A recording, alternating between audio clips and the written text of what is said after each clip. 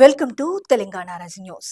ఈ దేశం కోసం మీరు ప్రధాని కావాలి, ఈ దేశ ప్రజల కోసం ఈ ప్రతిపాదనకు మీరు ఓకే చెప్పండి అంటూ కాంగ్రెస్ పార్టీ అగ్రనేత గౌరవ శ్రీ రాహుల్ గాంధీ గారికి సీఎం రేవంత్ రెడ్డి గారు విజ్ఞప్తి చేశారు. ఈ ప్రతిపాదనకు కాంగ్రెస్ పార్టీ అగ్రనేత గౌరవ శ్రీ రాహుల్ గాంధీ గారు సానుకూలంగా స్పందించారు. ఇకపై మోడీపై యుద్ధానికి సిద్ధమంటూ ప్రకటించారు. ఆంధ్రప్రదేశ్ తెలంగాణ డీసీసీ అధ్యక్షుల సమావేశంలో ప్రజల కోసం పనిచేస్తే గొప్పగా ఎదుగుతామంటూ కాంగ్రెస్ పార్టీ అగ్రనేత గౌరవ శ్రీ రాహుల్ గాంధీ గారు వెల్లడించారు. ఆంధ్రప్రదేశ్ తెలంగాణ డీసీసీ అధ్యక్షుల సమావేశంలో సీఎం రేవంత్ రెడ్డి గారు శక్తివంతుడంటూ కాంగ్రెస్ పార్టీ అగ్రనేత గౌరవ శ్రీ రాహుల్ గాంధీ గారు ప్రశంసించారు.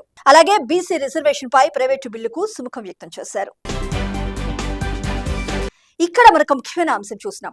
అభివృద్ధి సంక్షేమ కార్యక్రమాల్లో వేగం పెంచే లక్ష్యంతో ఈ నెల 6వ తేదీ నుంచి ప్రారంభించనున్న ప్రజాపాలన ప్రగతి ప్రణాళిక 99 డేస్ యాక్షన్ ప్లాన్ పై ప్రభుత్వం భారీగా కసరత్తు మొదలుపెట్టింది. ఈ రోజు మంగళవారం అన్ని జిల్లాల కలెక్టర్లతో సీఎం రేవంత్ రెడ్డి గారు కాన్ఫరెన్స్ నిర్వహించనున్నారు. ఈ ఉదయం 9:30 గంటల నుంచి సాయంత్రం 6 గంటల వరకు మరి సుదీర్ఘంగా ఈ సమావేశం జరగనుంది. లక్ష్యాలను ఛేదించే జిల్లాలకు అదనపు ప్రోత్సాహకాలు అందించనున్నారు.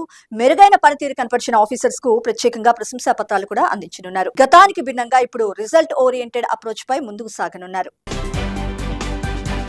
ఇక్కడ మరొక ముఖ్యమైన అంశం చూసినాం. మిడిల్ ఈస్ట్ వాతావరణంలో నెలకొన్న ఉద్రిక్త పరిస్థితుల దృష్ట్యా రాష్ట్ర ప్రభుత్వం పూర్తిగా ఇప్పుడు అప్రమత్తమైంది. అక్కడ చిక్కుకున్న రాష్ట్ర పౌరులకు అవసరమైన అత్యవసర సహాయం అందించాలని, వారి యోగక్షేమాలను పర్యవేక్షించాలని సీఎం రేవంత్ రెడ్డి గారు అధికారులకు దిశానిర్దేశం చేశారు. ఈ మేరకు ఢిల్లీలోని తెలంగాణ భవన్లో ఒక ప్రత్యేక కంట్రోల్ రూమ్ ను సైతం ఏర్పాటు చేశారు. ఆయా దేశాల్లోని పరిస్థితులను ఎప్పటికప్పుడు పర్యవేక్షిస్తూ 4 అధికారులకు బాధ్యతలు అప్పగించారు.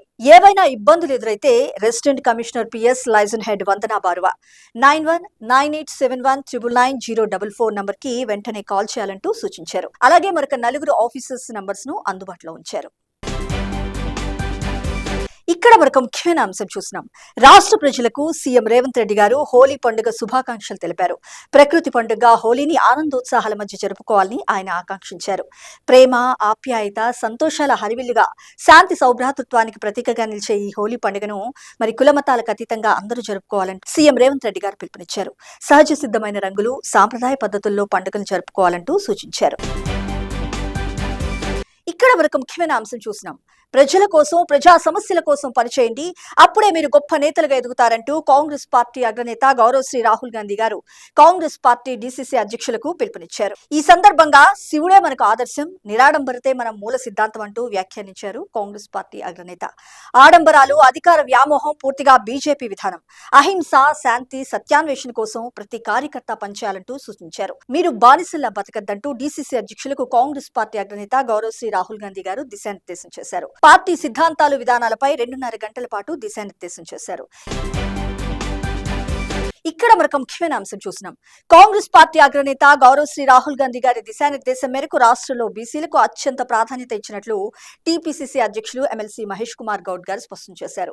కులగణన బిల్లును అసెంబ్లీలో పట్టుదలతో ప్రవేశపెట్టినట్లు గుర్తు చేశారు. పార్టీ పరంగా బీసీలకు పంచాయతీ, మున్సిపల్, కార్పొరేషన్ ఎన్నికల్లో అత్యధిక ప్రాధాన్యతనిచ్చి వారిని గెలిపించుకున్నామంటూ స్పష్టం చేశారు. చట్టపరంగా బీసీలకు 28% రిజర్వేషన్ మాత్రమే ఉంటే అనేక జనరల్ స్థానాల్లో బీసీలను నిలబెట్టి గెలిపించిన ఘనత కాంగ్రెస్ పార్టీదని గుర్తు చేసుకున్నారు.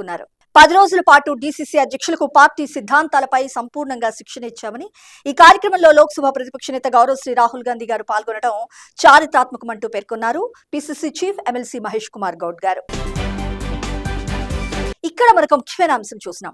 విశ్వ శాంతి కేంద్రంగా బుద్ధవనం. అంబేద్కర్ ఆశించిన సమసమాజ నిర్మాణానికి బుద్ధుని బోధనలే పునాది. బుద్ధవనంలోని దమ్మయాత్ర ముగింపు కార్యక్రమంలో పాల్గొన్నారు మంత్రులు. రాష్ట్రంలోని బౌద్ధ క్షేత్రాలతో కలిపి టూరిజం సర్క్యూట్ ఏర్పాటు చేస్తామంటూ ఈ సందర్భంగా మంత్రి జూపల్లి కృష్ణారావు గారు పేర్కొన్నారు. దమ్మయాత్ర శాంతి సందేశాన్ని చాటిందంటూ మంత్రి వివేక్ వెంకటస్వామి గారు వెల్లడించారు.